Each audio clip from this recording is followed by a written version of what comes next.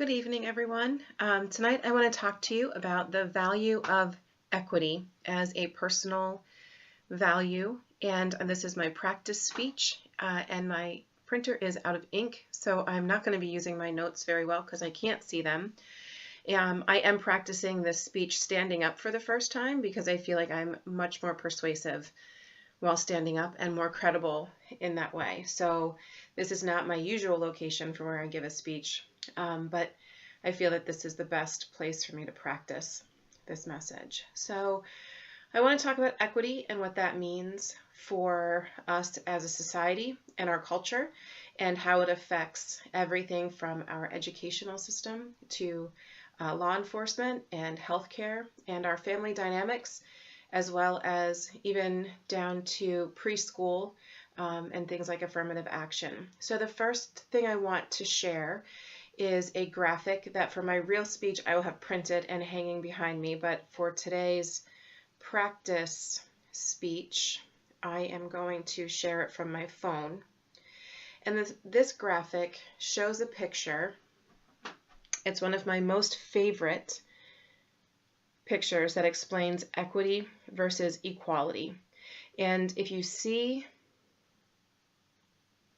the folks on this side, it's three people standing at a fence watching a game. For equality, each person has one block to stand on. It's not effective for the shortest or the middle person, but the tall person has a great vantage point. If you use this comparison to talk about equity, you can see the man who is tallest needs no block, the person in the middle needs one, and this short little guy needs two. The purpose of equity is accepting that not all people need the same thing or start from the same place. And so it's really the approach of equality through the lens of compassion, and it's compassion and logic that lets us see the need and to meet people where they are at, because equity means meeting people where they are so that we're all at the same start line at the same time, so that we're on a staggered start based on the privilege of being born in a different zip code or being taller or shorter, as the picture shows. Many people argue against things like affirmative action, saying that the tall person should also have the box because he gets a better view, and why would we give two to one person and not two to everybody?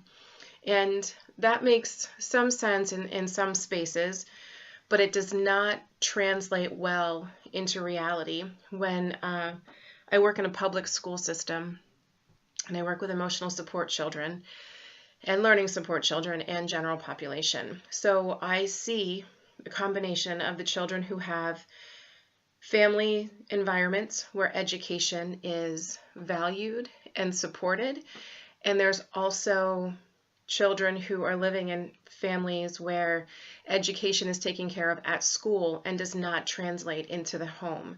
And all schools offer children the same opportunities, but they are offered and not supported in the way that equity would encourage it to be. So every student has the opportunity to borrow library books, and that works out great if you live in a household where the adults are making sure that your library book is read, is taken care of, is put in your backpack, is not lost on the mess of coffee table mail or things like that.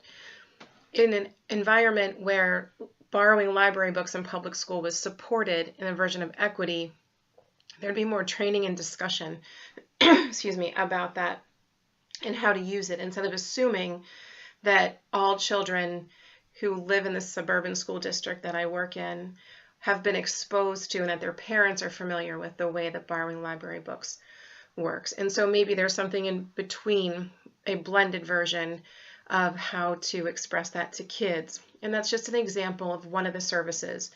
Homework is another example of that. Children who do homework have adults who do homework.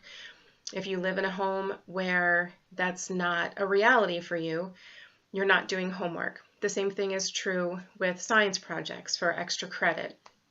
So there's an opportunity for you to get your grade up, but you need resources and you need adult supervision, excuse me, and you need somebody who values that with you.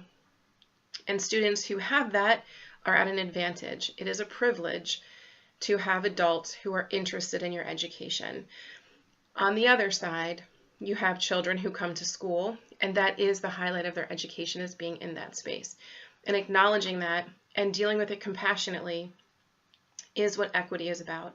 It is not lamenting that it's not fair that some kids would get extra support. Perhaps we buy the science resource supplies for the kid to do that project, or we give a kid a coat who we know doesn't have a coat, something like that. And can you do it for all? You can't. And this value of saying equality, the word equality instead of equity, goes back to our Constitution.